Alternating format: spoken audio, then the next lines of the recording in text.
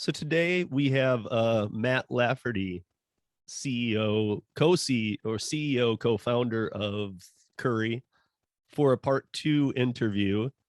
This is now 90 days later since the first one. And Matt, welcome back. Hey, thanks for having me. Yeah.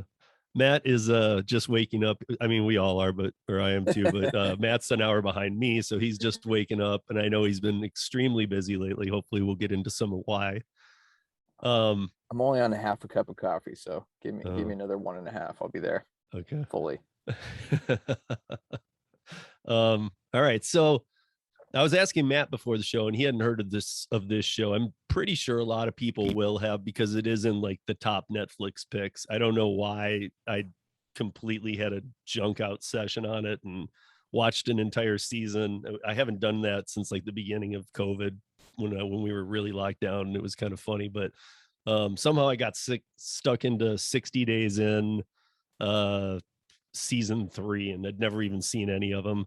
And so I'm calling this 90 Days In, because it's been literally 90 days since I had Matt last on the show. And I have been dissecting the Curri platform over the last 90 days, from hot shot to routes, talking with drivers, both new and veteran, getting to know the Curri team, earnings. The driver roundtable was a big help. And I can honestly still endorse Curri as one of the only fully transparent companies in the gig app realm in relation to pay and upfront trip details. So in my book, that's an A+, Matt. You did a good job. Hey, I appreciate it. For those not viewing, I smiled. Appreciate that. Yeah, no problem. Well, I mean, thank you. We appreciate that. You have no idea. I mean, or maybe you do, but you have no idea how many of these companies, I mean, it's going on, but I don't think you've like had to be in that space to have to deal with this crap that most of them put out there for us. Yeah, no, it's super important. Like I think a lot of companies over-index on the customer versus the driver, but like honestly, drivers are what make your business, right? So it's absolutely super important to be transparent and to communicate, because they represent what you do. I mean, so that's, everyone's doing each other solid. So well, and there's no reason not to be. That's how I see it. There's no reason. Why would you not be? You're just going to piss people off if you're not. Yeah, I mean, there's no other way around it. People are either going to be like, cool, that did what I thought, or they're just going to be mad if you're not being transparent. And they all do different transparency tricks. But the worst trick that I don't like, and they can say that the algorithm doesn't do this, but I know for a fact now it does. I've talked with enough people on all the apps. When they onboard you, the first couple days or week you work, you're killing it. You're on fire. You're getting the best orders. Like Instacart, for instance, who I think right now is one of the worst at taking from their workers. But when they onboard you, you get these great, what's called batches. You get these great batches. So I don't think the algorithm works the same as it does for people a month in as for the first couple weeks. And I will fight that with any of those big companies. So like you think they're front loading the yes. driver experience for, or even worse, they're taking the best orders and they're like making them single batch deliveries instead of like stacked, because sometimes when they're stacked, you're like, it's like taking a Uber pool ride, for a rideshare driver. It's just not worth it. So like a stacked shop where you have to go to, do two different shops might seem like you're going to make more, but really in the end, what they do is, and those end up being two cheaper shops, and where you're barely getting anything. And the transparency is, I mean, it might as well be nothing. I don't know if you saw what Uber Eats did this weekend or last week, but it's one of the most horrendous things I've ever seen in the world. What did they do? So now, because DoorDash was doing a thing where if you weren't grabbing every order, they were doing a thing called pause. So most of the people that we knew have, I mean, honestly, and I don't think most of my listeners will disagree with this, have around a 5 to 10% acceptance rate on DoorDash. That's average. Okay. So it's pretty low. Mhm. But I mean, so, you know, you can call it cherry picking or what you want, but DoorDash a couple weeks back moved to a model where now if you're doing that, they put you in what's called pause, or think of it as timeout. Hey, you know, you take a 30-minute timeout, well, and then think if you want to be taking all these orders or not. So unless you're taking them all, which they've never done because they can't, because we're not employees, can't shove them down Mhm. our throats. So they're trying these new like techniques. Well, Uber decided to step up that game and even be worse if that's possible. And they said, um, so Uber shows you very little upfront. They show you, um, you know, the amount and the tip, but they don't show you distance, miles, the restaurant, because, you know, on a Friday night, a certain restaurant might take you an hour to get at, and they don't show you a lot of the details you need, but they just show you, and they show you partial pay but full tip, or it's moved around a little bit here and there, but Mhm. I call it about 30% transparency. Well, now if you don't accept all the orders, you instantly get placed in another type of timeout where you have to take 5 in a row blindly with no information before you get back to that pathetic 30% transparency model. Like if you skip an order or two, I don't know what they're using to determine it. I've been seeing it all weekend from people. I don't know if it's just the first one, like if you Yeah. miss one and they do it, but It's like you joining know, a cult, right? You got to yeah, like follow these steps, and right. then But now all you'll meet these, our you exalted know, leader. now these people are in areas where they're like, dude, there's a lot of things that I avoid for my safety. Mhm. You know, and that's, it's, so I don't consider it cherry picking. It's do you, you know, do what you're comfortable with. But if they're not going to show you anything, what are you comfortable with? I mean, Yeah. they've now moved to, you didn't pick up an order, so you have to do 5 without us giving you any details at all.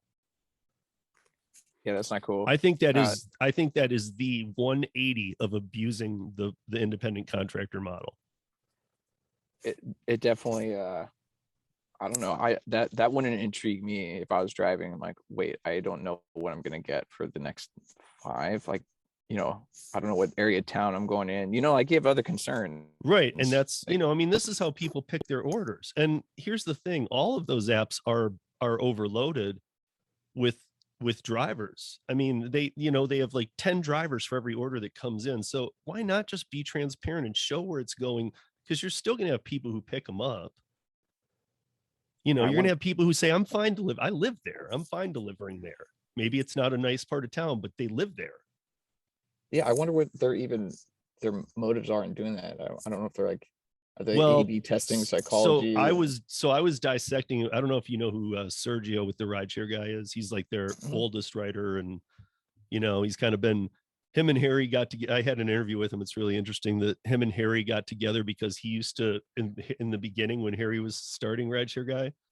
Everything Harry would put out, Sergio would put out another article on it saying why Harry was wrong. And like everything he says is nope, that's not how it works. Nope, I do this all the time. And Yep. so Sergio's got about 30,000 trips and onboarded in 2015. I onboarded in 2014 and have 30,000. So we did an interview, and between us, we have 60,000 rides. That's incredible. So we were breaking this down, and as we were talking about what Uber Eats had done, we started thinking that because of the driver shortage, this is their push, because they have a lot of bonuses and game junk that Uber pulls right now for rideshare drivers. And Mhm. Sergio was saying right now how in LA he's sick of people saying he can't make any money during rideshare. He's only doing weekends right now, but he is showing his earnings. There's a little like competition thing going on. And Yeah. like this last week, he worked 10.5 hours on just Uber, just doing rideshare, and made $598.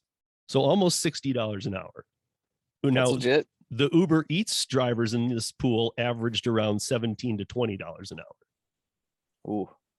Yeah. So I've said this for a long time, you know, that as people started returning to normal a little bit more, how could these delivery platforms not start being, you know, offset a little bit by not everybody ordering every meal every day?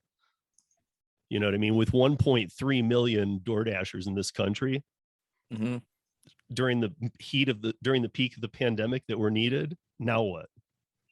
And also what happens when like you know, people, I don't know, when people don't want to be ordering their food and they feel, I don't know, I just imagine there's gonna be some growth curves going on there. I've But even seen it to the point of where people are, even if they're not going back out yet, because a lot of kitchens even and restaurants aren't back up and running fully. They're kind of still more ghost kitchen. You know what I mean? But I've seen people like going like, I feel comfortable enough to go pick it up myself. I'm not going to spend all these fees anymore.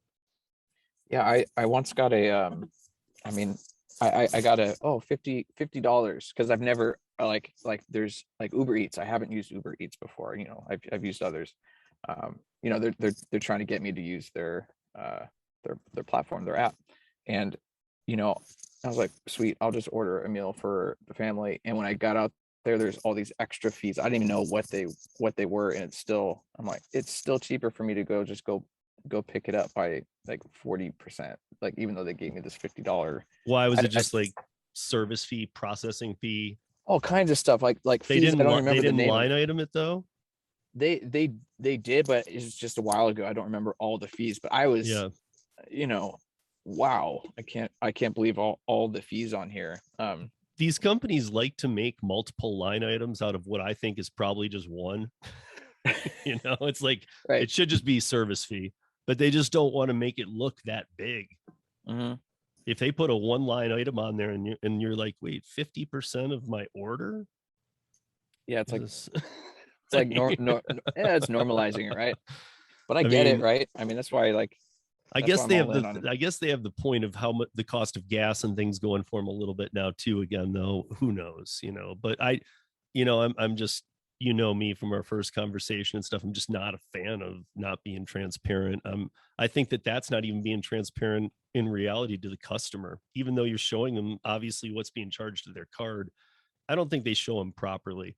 My son and I use the services once in a while, Yeah. not often, but when we do, you know, I look at it and I'm like, wow, because I'm same as you. I just look at it and the way they break it down makes it look not as bad as it really is if you put it on one line item.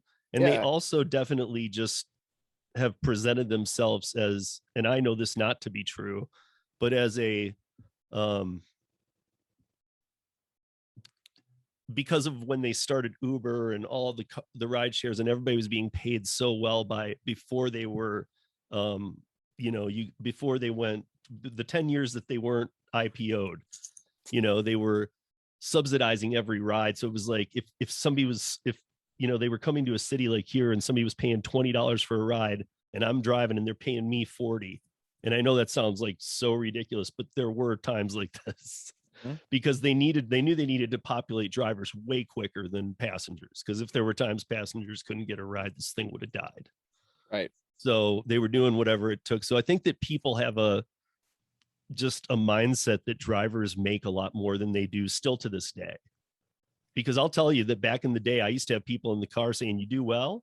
And I'd be like, yeah, I do really well. I bartend and make about 40, $50 an hour. I'd make about the same doing this.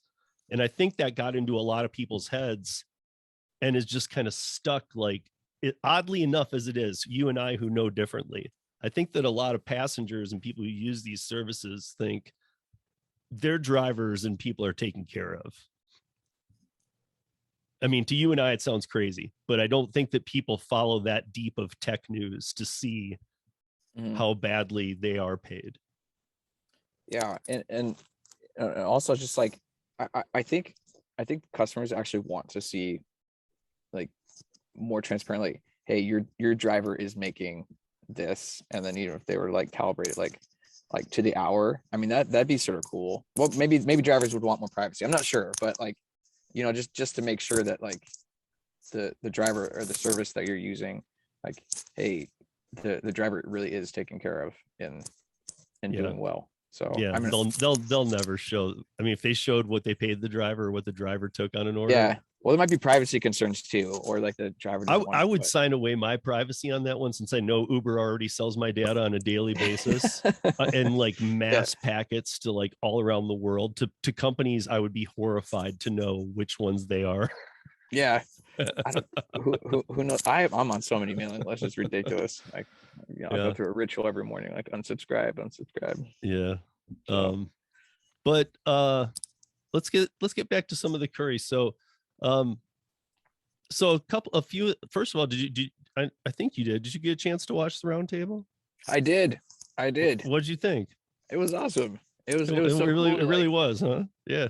I felt like it's like being a fly on the wall, and I like sometimes, it hits me every once in a while. I'm like, man, there is so much movement, around the nation, like, happening because of Curri and this company, and it's a cool feeling. And then you get to be a fly on the wall of, like, you know deliveries that have happened in the past, and then see the faces behind that, and using the platform. It's cool. Yeah. Anyway, it was great. I really enjoyed Thanks, it. man. I thought it was too, man. I thought, I've been having fun digging in this whole time. Then we had it, and all these people were super great and interesting. And Alice and whoever else, I'm not sure who else helped me put that together, but the people were perfect. A couple people we had to juggle and get some other people in there, but I think we represented the country pretty well too. Good. We had Connecticut, we had, Washington State, I don't know, we had Oregon, we had Colorado, and it was, I don't know. I just think that it was in Jersey. We had it represented pretty well, in different types of drivers too. So I think that one thing people took away, who they definitely had been emailing me after the roundtable, was they're like, wait a minute, do you get paid more for having bigger trucks? And I'm like, do the math, dude. Of course you do. I'm like, the bigger the truck you got, if you just took the car that that you do all your other gig work in, whatever it might be, and you put that as your Curri car, yes, you can still get some orders. But if you put in the pickup truck that you have in the driveway, Yeah. you're going to get better and more orders. Yeah, you're able to move more. Right. Right. I mean, it opens up that weight spectrum of wise too. availability. I mean, a Yeah. lot of trucks can handle a lot more weight too. So I mean, there's a lot of factors that go in here, but even the people who are just hot shots, do well. The only one thing that I did have was that, and it seemed to come out in the roundtable too, was the onboarding, and just meaning like too many, you know what I mean? For hotshot people anyway. Yeah. Yeah, that's always something we're trying to, like, calibrate and dial in, and not do incorrectly, like, perceived demand in that area. So, and I understand, I think it's great feedback, you have to have enough people to do it. Yeah, that's a fact. I mean, like, so if you to the listeners, if they pick up an account in a new city, although I don't even know if there is new cities for Curri, you guys are almost everywhere, or everywhere I've asked drivers, and then they're like, I'm not getting any, and I have it on, and I'm like, just give it time, man. I don't know the exact logistics of why, but soon they will start coming in. They're like, dude, I'm telling you, not one. And then, like, a lot of times, like, the next day after I talked to him, it was almost like, it, like, freedom of the curse or something. They would call me back and go, dude, I just got like 2. And like, I had one guy in Akron say, did you like call people there and make this happen? I'm like, no, you just have to talk about it. It's like build it and they will come type of vibe, But what I do say to the listeners about the onboarding is that, like, the people Matt has in charge of that, and look at how bad all the other companies do at this, and you really got to think, well, they're not. You can't say they're doing like a bad job, because like here in Denver, I can say there's a lot of drivers here. There's a lot of competition to grab hotshot routes, but they're all worth it. So it's like, I'm going for them. You know what I mean? Like, of course I am, because that's the better job. That's the best gig I can be doing for pay wise. Yeah. So of course I'm going to fight for them,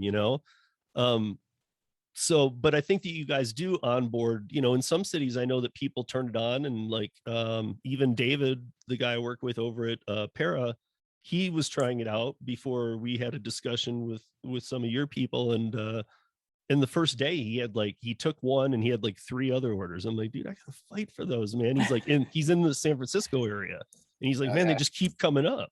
Yeah, well, we've been, like, historically, we have been in San Francisco, like, longer than a lot of the other rollouts. So yeah, and it was a specific company to go something, or that you guys work with up there.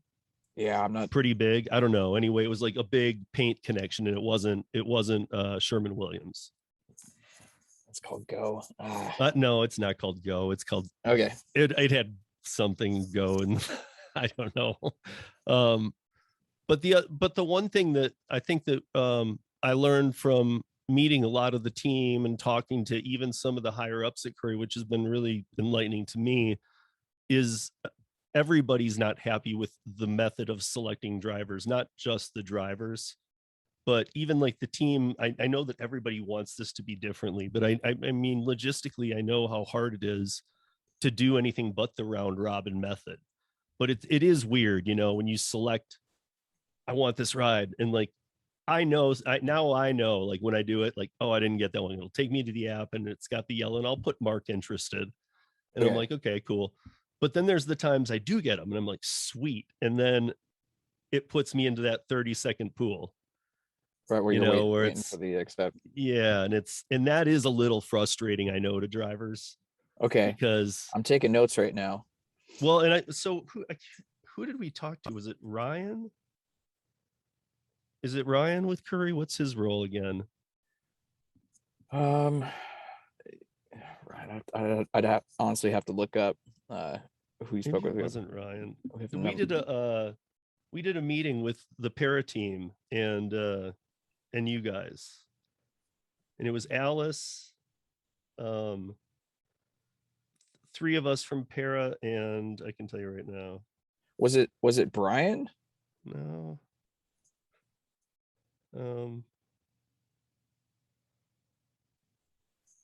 Oh yeah, I don't know. It's because I don't think we have a Ryan here. If you can tell who. I'm literally in my the bottom corner by my finger here. It's a glare. Oh, Josh. Okay. Yeah. Sorry we had to do it that way. Well, I hope that's entertaining for your listeners. I mean, just like I'm like squinting at the screen so it gets the perfect tilt. Look at the wheels turning on that one. All right. But even he was telling us, like, that's what we were actually talking to him about doing, was that, we have the 300 person user base for para, and there might be a way to connect some things here. So that I know that like our tech guys are talking to him, because like, so what is his role again? He's director of business integrations. So, but he was very techy too in our conversation. Exactly. I mean, he was like, he jumped in with our tech team. We kind of like just pulled back. Exactly. And what's really cool about like having those conversations and like learning, like, because we're all ears, right? Like if there's an experience that's going to be better, then let's figure it out. We want to hear that feedback. We want to know like what's going to be received better, and we want to understand the reasoning behind it. I also think it's really good to know that like assumed intentions, right? Like we don't have an intention to frustrate or create friction with the driver. Like we were coming from like an empathetic and actually like fellow entrepreneurial type of mindset, right? A gig driver, like entrepreneurial, like fate is in your hands, like handling business, and we come from that perspective as well. And so like when we're both chatting with both sides of the aisle there, like we're all ears. We want to learn, we want to make it better, we want to figure out what's going to be the best experience for everybody. And so I think that comes with transparency and conversations, and also just like assumed intentions, like knowing that like we just want what's best. So because it's going to lead to driver happiness, and happy drivers are happy, happy customers on the other side as well. Like it's all good. We want those things. I mean, we're even like, conversations like this and being able to like really get more information, not less, and opening up those like lines of communication. I mean, we just hired essentially a driver's advocate. So this person, I think, just started or will be starting, so will be very integral in making sure that like the communication lines are open and learning. So and also you guys can always, I was talking to Alice about that too. You guys can also always have that new driver advocate come to me, because I've done it for a bunch of people.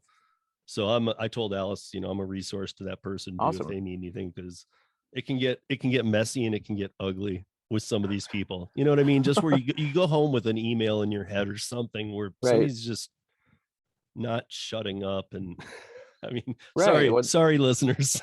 No, it's fine. They had a see those are types of dude. You have No, no that idea. was Like, my comment though. no, it's all good. I think sometimes like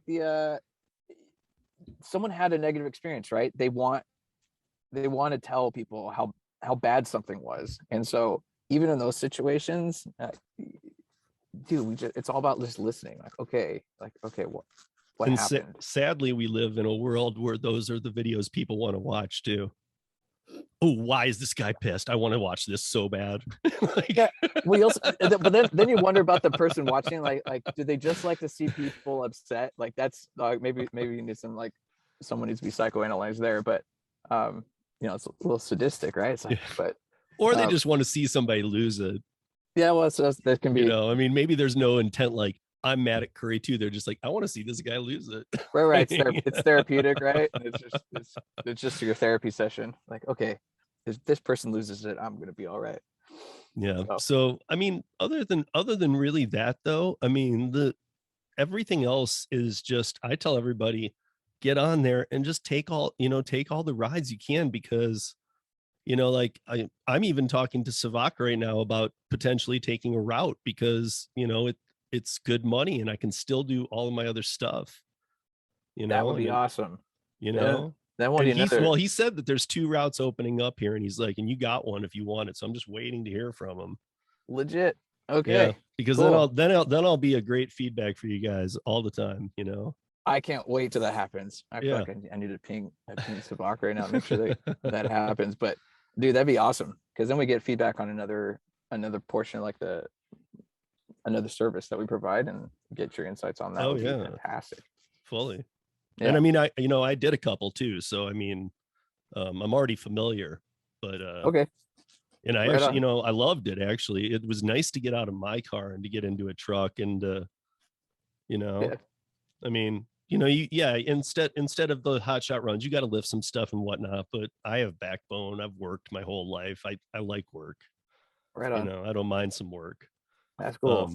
And it was definitely fun. I got to tell you, I was using apps that I would have never. I mean, I was shocked how much I was using Apple Maps. I got to tell you, everybody listening, and maybe it's different in your market, but I don't know, because I've talked to other people too. Apple Maps works best with Curri. I don't know why, but somehow they can find those places that aren't really built yet a lot better than Waze or Google Maps or anything. Yeah. So like if I'm Yeah. going to a construction site, a lot of times Waze or Google Maps would have me going somewhere and I'm like, that's not being built out, or that doesn't seem like what's on the manifest on the truck. And so then I'd open Apple Maps and it would show me not even an area close to it. It would show me like 10 miles different, and that's Mhm. where it was. Oh, it's gotten so much better. They had a very negative rollout, and that really like I think ruined it for a lot of people. Whereas like now, like it's come to a point where it's pretty amazing actually. But see, that's really weird because I'm an Apple user and you are too. I mean, Mhm. we use Apple devices, and I try and use the Apple things that I can, and I've never used Maps. I mean, I really haven't. Well, I used Google Maps, and then I used Waze. That's been my yeah. thing, Is it just like familiarity? I guess. Or maybe it's what you said. Maybe Apple bombed so bad coming out of the gate. It's one of the things that they just kind of pushed to the side, It and just then we're became. pushing all these other Google products and or Mhm. Apple products, and and instead not talking about Maps so much. Like maybe there were a bunch of issues that they've now fixed. Yeah. I mean But that's the way I see it. you'd expect out of the box Apple to get it right. Right. Yeah. They so there's a lot more disappointment when that thing came out. So Yeah. But I mean, now I mean, I will tell Curri drivers, and I learned it from a Curri driver. I wouldn't have even hmm. known to do this except for another Curri driver. Was that Okay. he was like, dude, use Apple Maps, don't use Google Maps. I'm like, I don't use Google Maps anymore. I use Waze. He goes, well, that's not going to help you either. Uh, I just okay. I'm making a mental note to like talk to our driver advocate, make sure like that's in our help center to or make a like driver connection with hacks. Apple. Yeah. No, these I are mean, great. hey guys, we found out that yours is the only app that's working with ours. It's almost like here are the tools that will make like help make you more successful in Well, And yeah, I mean, you could be running around looking for something a lot longer without it. I was lucky to have that information as soon as it happened. I'm like, this place isn't here. And I actually, the guy I did a ride along with on a route the first time, and then the second time was just me. I actually texted him. He's super cool, lives here in Mhm. Denver. And he was like, I'm like, dude, why is this not? He's like, I didn't tell you that when I had you on my route last week with me, that I only use Apple Maps. I'm like, oh, really? I'm like, is it going to make a difference? He's like, I guarantee you're not even close to the location. Was it one of those destinations that was sort of like new construction Yeah, it development was area? the whole area was a new construction. Yeah, a lot of those, I'm not sure what you were delivering for that one, but typically a lot of those routes end up being something from that's like waterworks I think it was related. like, I was going to say, I think it was like 6 toilets. Yeah, so maybe it's a I don't know, new apartment complex or housing. No, it's a whole housing development. Yeah, It's huge. cool. But I mean, Usually, but the problem is where the other mapping had me going. Not only was it not taking me there, it had me, because a lot of street names in Denver, like many cities, repeat: street, avenue, place. You might have the same 3 names. And because it couldn't, like, because Google Maps or Waze couldn't find that, and it never ever does this, but it was replacing it with the closest thing to me that was street. Usually it would offer it up and say, here's your options, we don't see what you're looking for. yeah, But it wasn't. It was like, it was saying, and it was going, doing the, and then it was going to it, and it's like, here's your place. I'm like, okay. And then I would get there, and like, I mean, luckily I got turned on to it quick. So the first time I was like on, Stratton Street instead of Stratton Avenue, and Stratton Streets in Arvada, and the other one was in Golden. So I mean, I was like 9 miles from where I needed to be. that's pretty far off. I'm sorry that happened. And I'm like looking around, like, where am this doesn't look up like a place I needed to stop and drop 6 toilets. I don't see this. Were the toilets like those really like amazing ones where there's a ton of buttons on the side? Like, Oh, I don't know. They were boxed. They were boxed. Okay, yeah. Yeah. Sometimes you can just tell, like, oh man, that is a fancy toilet. I Actually would imagine they are, because the place, this area out past Golden that's being developed is like foothills, okay, right on the foothills of the Rockies, and I mean, it's pretty amazing scenery, and it's very expensive out that way. So I'm imagining these are going to be $750 to $1 million homes. yeah. I thought about to say $1 million toilets, and all, man, that's incredible. Right. I've actually delivered a couple of toilets myself. One to Charlie Sheen's house. That was quite an adventure. Yeah, for real. And we were first starting out. I think it was going like he wasn't home at first, so someone came to the house. When I was there, I was actually delivering in my co-founder's vehicle. He has a Sprinter van, and so then I drove around the corner, and it ended up being Charlie Sheen's mom, and she lives around the corner from him, and then he ends up coming up later to the house, just pretending, just all right, I'm gonna play it cool. I don't, Was this during you don't want to take I don't want to take no, it was after. Okay. This is like gosh, this was probably 2019 Okay. early. And yeah, so now we have Charlie Sheen Day here at Curri. We celebrate it annually. It's on the calendar.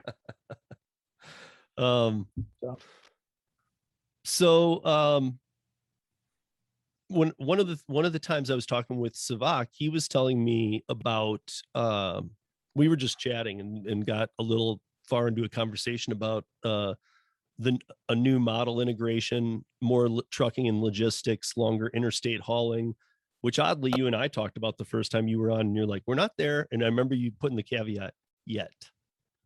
And now, from what I talked with Savak about, it sounds like maybe you are there, or very closely creeping up on this. Yeah, there's some focus on it right now. Still not to say like, hey, this is no, but is there any portion? I mean, is it interstate trucking? Is there any portion of that can be talked about, or not really? It's I would say it's less focused on lanes, where there's these like predetermined lanes, and just running all the time, where we found it a very interesting sweet spot with like even those types of trucks that are um, sort of smaller radius. There's a huge demand for um, like smaller versions of like a lot of interstate travel where it's super long distance. So we know the demand's there, especially for our customers. Well, the trucking demand Yeah. period is there. I mean, there. Yeah, no joke. I mean, that's legit. I've told my listeners, even if you want to, I mean, we did an episode on trucking because I do a live radio show on the trucking radio station out of Houston every week. That's awesome. Those guys have me on because a lot of truckers part-time rideshare. So I do a show called Rideshare Nation. But the rest of the week it's truckers radio, news, weather, interstates that are closed, music, shows, and then just Friday nights it's me. Okay, where can I find this? I'm going to put this in. Can you text it to me or call? something? It's a call-in show too. Okay, rad. That's right up my alley. That's right up my alley. So I better get some links after this. Yeah, well, it's real easy. It's tncradio.live. Awesome. In Houston, they actually have like a setting too, but perfect. But it's from 4 to 6 Pacific every Friday, 5 to 7 Mountain. Cool. All right. But yeah, like it's oh, it's blurry. Oh, the stupid blur function. I put in front of my face. Oh gosh, this is just a train wreck. Hold on. I'll send you a screenshot. Yeah. I think I found it. Yeah, but they so and I'll send it to you anyway, but they so when you get to the landing page, if you just scroll down a little, it has play whatever's going live. But it's interesting to me too, because when I do that show, I have never done a radio show before. So like I actually have to like, okay, when we come back, we're gonna and it's just weird to me. I have to take all these breaks. Yeah. And then I don't hear the music going on. We have the behind the scenes banter going, and it's kind of, I don't know, it's fun. We get truckers that call in, and and cool. It's awesome, dude. And so yeah, I've been plugging away Curri on there. So I mean, and we've had a lot of interest too. We've had call-ins about Curri, and they're like, wait a minute, I got trucks I can use at home. What do you? And like we had one guy call in who's like, what do you need? I got pigtails, I got pickup trucks, I got long. He's like, man, I need more work. Where is this? And we got into like a 15-minute conversation. I'm interest. Please sign up. That's exactly what we're looking for. Yeah, awesome. I know, and that's why I think it's so awesome, because I do, I get to do this show, and it's super fun. I mean, it is, and we go way off topic. It's kind of my end of week. So a lot of times I'm like, I had a friend of mine on who just started a podcast on cornhole. Yeah. Because it's on ESPN3 now, and it's really big. And so I told him, call in, man. He's like, but it's nothing related to, I'm like, just call in. It's like when we were starting, and he did. And then we had a trucker call in, and he was there with me, and he was fielding stuff, and he doesn't even do any of this. Yeah. He's like, I don't know, I would think this. And I'm like, you're here for cornhole, zip it. Like, yeah, that's cool. I think the more random you can get sometimes, like the more entertaining. Yeah, it's awesome. Yeah. But so okay. So that aside, what is cooking for the new year for Curri, or what are the big projects in front of you right now that you're loving or looking into or really taking up your time? Yeah, I think a huge portion of at least my time personally is going to be going into just I'm scaling the company further, really focused in on a lot more integrations opportunities, and by scaling the company, I mean literally like hiring folks on our core team. We'll just be growing quite a bit here over the next year or so. That's awesome. We're very excited, and with all that comes all these different priorities that are on our roadmap. We'll be able to prioritize them sooner, quicker, and look at more holistic, and being able to throw more people power at it is going to really help the product and the service. And I don't know that your support, I don't know that support is something that you're lacking right now though at all. In fact, your support team's pretty quick. Oh no, they've been great. But when we're really great. Yeah, that's awesome. I'm like, I I mean don't like want to, that's something I don't want to hear from anybody. I seriously don't. If I hear from anybody that Curry's support sucked, I would tell them, I know that you just had a bad experience, because I know that you want to have bad experience with customer service, use Uber or any of those, yeah, and deal with Indonesia. Tell me how that goes. yeah, exactly.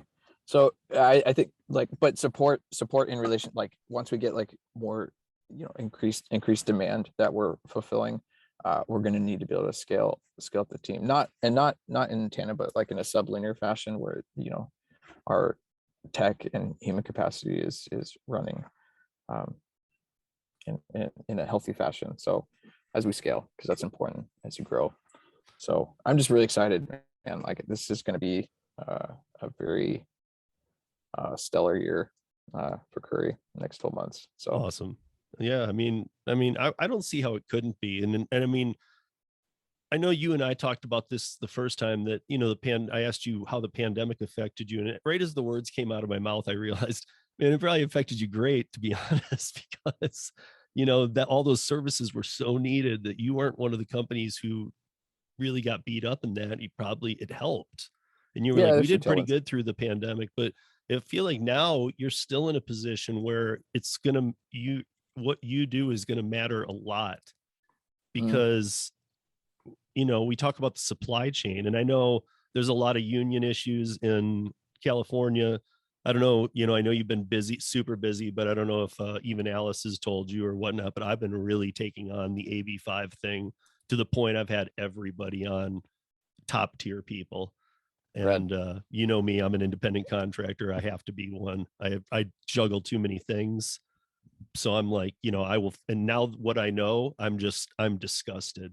I mean, Mm, I had last year, I had some people on. I had a person on, Gail Gordon, for a follow-up this year, who owns a nonprofit opera house and in LA, and she's having to close down because of AB5. Her story is it just breaks my heart. So I've been fighting it a lot. But then I find out all these docks are in California, like they're all, union run, and they're stopping independent truckers under the Dynamex ruling that they can't go down there and just work. And the independent contractor drivers are the best truckers out there, because they're the ones who know the game, bought their own truck, know what they're doing.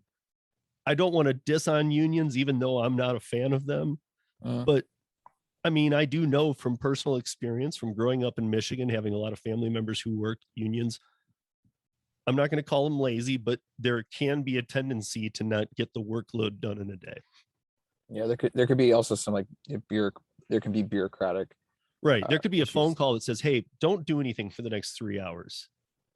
My yeah, And and it's like, we're working out some stuff. It's like, all right. And they're just all kicking back there. And I'm not, again, it's not a laziness thing. It's that once you're in a union, they tell you what you do. I mean, that's the thing that I don't think a lot of people really realize is, like, when you get the pitch from a union, it sounds good maybe to some, mhm. but they aren't obviously going to ever tell you about the bad, which is you just lost all of your autonomy. Yeah, I've actually been a part of a couple of unions. I was in right when I was a like fairly young teenager. I worked at Vaughn's, so I joined. You're told to join the union, so I did that. I actually had someone tell me not to, like this, and this is true story. I'm not bagging the bag. I was literally told uh by some folks in there, like, hey, you're working too hard and we need you to slow down. Literally told me that I've verbally. actually had I many couldn't believe people it. tell me that on the podcast, even Yeah. whenever I talk about unions. And these aren't the AB5 people. These are people like you who I have on, who are like, I've worked union job, man. And I actually have been like scolded for busting my tail. Mhm. I was, yeah. It's It was weird. It's off-putting, and even as like a teenager, that right. wasn't What a bad value to teach it you. wasn't my vibe. I left. I was like, okay, But I'm done here. a lot of teenagers might have stuck around, and now you're being taught, dude, don't work hard. Yeah, that's not my mindset. My dad, like ex-Marine, like self-made, like entrepreneur, and Right. so like, yeah. So I have a lot of family that, growing up, a lot of, especially my older, my grandparents and uncles and stuff, who they all worked for Ford or Coca-Cola on the plant lines.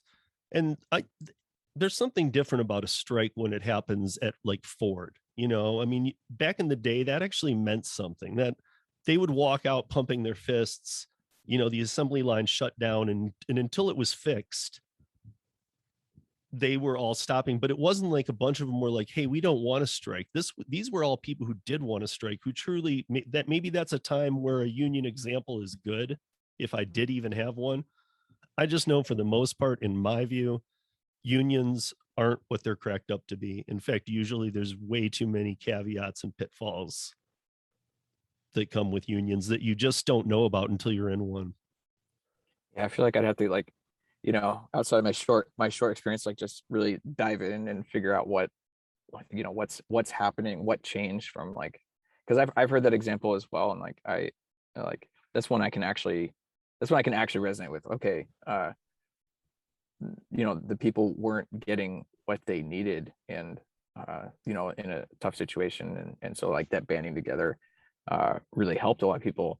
But then later on, like maybe and maybe not all unions, like maybe it's wrong, maybe like we can't bunch all unions into one batch. Like maybe there's No, you can't. like everything, like there's like good actors and bad actors and like just okay actors. I don't know, just different. Maybe it's a big spectrum. So well, I've done a bunch of deep dives on AB5, which does affect you, but right now it's in such limbo in California, even it affects all the gig companies, but and the Pro Act and everything. But I did a deep one on AB5, and I did learn that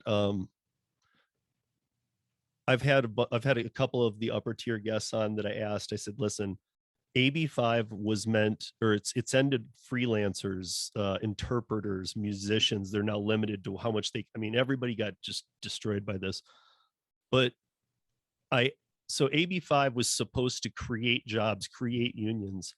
And I've asked the question directly, how many jobs has it created? And obviously people have to be like, I don't know, because I'm not privy to all the information. I haven't seen, but I don't see much.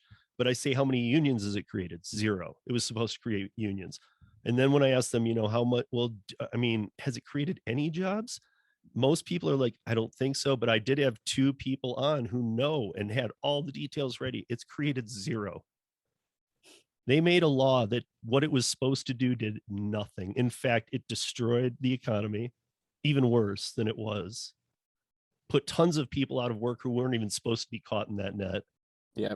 Gave carve outs to all kinds of crazy occupations, and clearly doctors and lawyers and anesthesiologists, they were at the top of the list, obviously. But it's just sad to me that, again, we have proof now. You saw it. It was a bad call. People voted on Prop 22 to pass it, and nobody wanted to vote yes on 22 because it felt like you were voting with big labor. If you were, like, well, this is like a corporate bill for Uber and Lyft and DoorDash. And it's like, yeah, but you're a independent contractor, computer consultant. Yeah. So you have to vote yes on that unless you want to become an employee somewhere, bro. And so a lot of people did vote. And then they find out that now they're contesting Prop 22, saying it went against the California Constitution.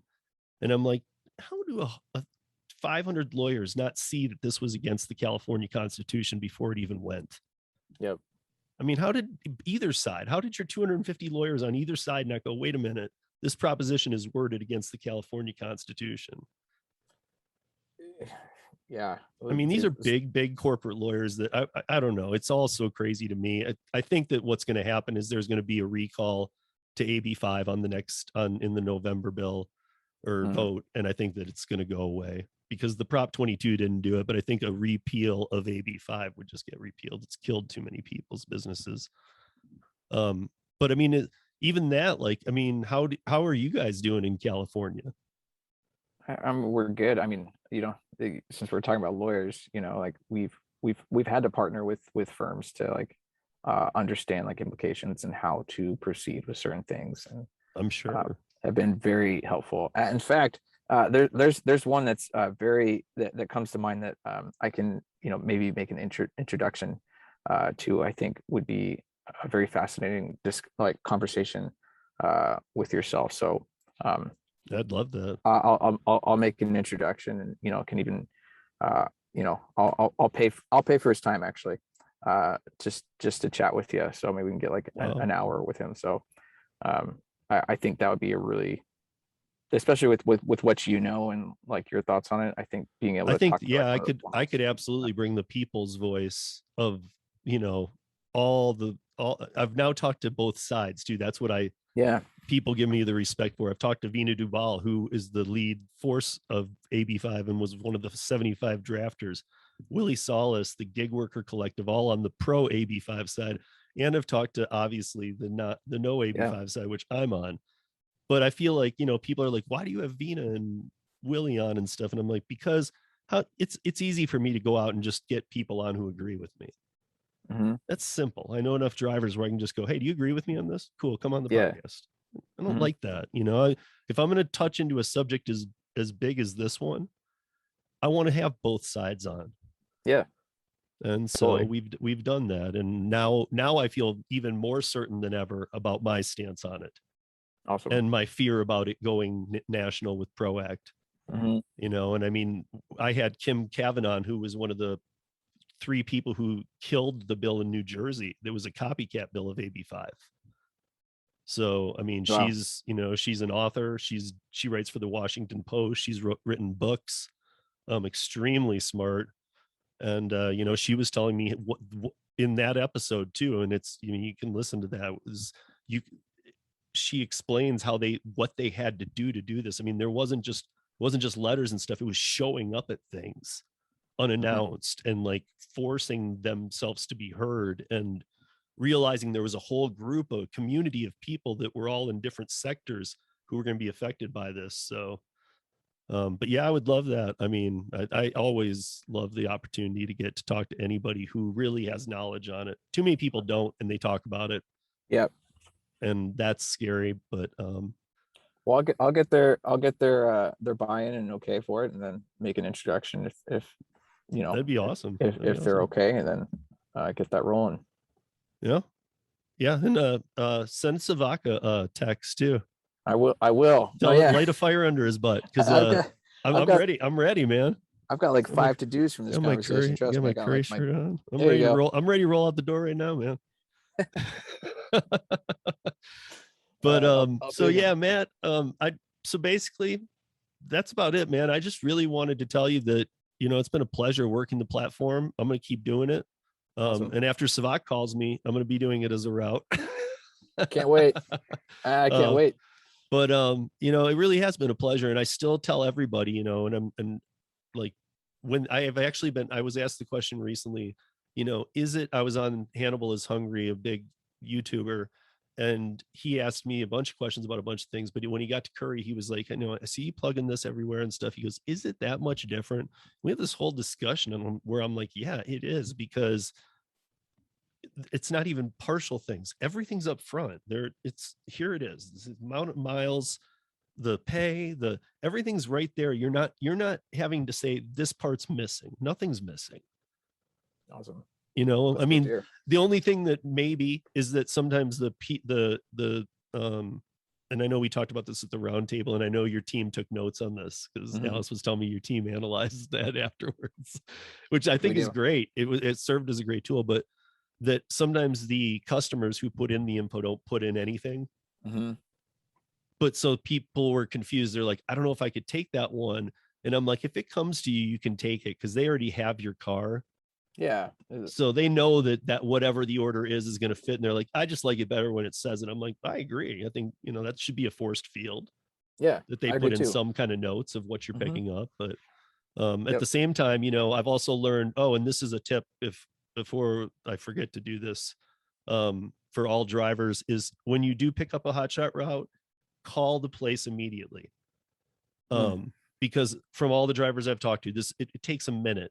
You're getting paid well. Call the place immediately, because otherwise, I've had some drivers say they get there and it's gone, or somebody else took it, but they get there like an hour and a half later. Of Mm. course, if the place doesn't hear from you and they're using a service like Curri, they're going to worry. Wait, I just rhymed. But you know what I mean? So of course they start moving, but I mean, all it takes is that call and it won't happen. Yep. Yep. If once you get it and you just call and say, hey, I'm going to be there in an hour and a half because it's not a pickup till then. Just wanted you to know this is my phone number. That's all it takes. And then from what I've heard from people, and I find this to be true, the order will be ready then too. You won't have to do any juggling around because now they've heard from you. They have contact, they have a phone number. They feel much more secure about putting the order together, getting it ready to go, because they know you're coming. So it's just a little bit of responsibility, people. Like, just, when you accept one of these rides, they pay good, call the place. It's not a big deal. Awesome. But Matt, I really have nothing else to say other than have a great holiday season. And you as well. We didn't even get to talk about Thanksgiving, but I hope it's a really special time for you. Yeah, I think it's gonna be a little bit small, maybe just my son, my mom, and hopefully, get to include my girlfriend and maybe her grandma, but her grandma's up in her upper 90s now. And so we're a little careful about where grandma goes. Yeah. Just safety reasons, grandma's still like does the gardening, and she's been told not to. And so she'll yell at people out there like, don't do that, do this, and like, and these aren't right. And she's been doing it for like 40 years, so she's very she knows what she wants. That's exactly who I'd rather be gardening around. Like, just give me some direction here. All right, I know exactly what you need. So But I do hope the best of holiday seasons to you. And I know I'll hear from Savak like today, since you'll exactly. All right, sir. But thank you for the opportunity, and really, like, guys, get signed up for Curri. The link's always in my show notes, and just get signed up and try it. Everybody signs up for all these other apps anyway. Like, why shouldn't this be one in your arsenal when it pays the best and is the most transparent? Awesome. That's what I say. Because it's another thing that people don't know. You don't have to have it running all the time like other apps. I like, at first I didn't like that, having to leave the always location on. But now I don't care because I don't have to leave the app open. Yeah. So it's like, I'd almost rather do that, because that way I see them come down as soon as they do. I mean, it's not like being on the app's going to get it any quicker. So it's actually one less thing you're actually needing to have open. Yeah, you can be notified of stuff that's available. So, but Matt, happy Thanksgiving, or Merry Christmas, Happy New Year, Kwanzaa, whatever you celebrate. Same to you. hope it's good, and enjoy the time with your family. All right, and we'll stay in touch, and have a great day. All right, bye.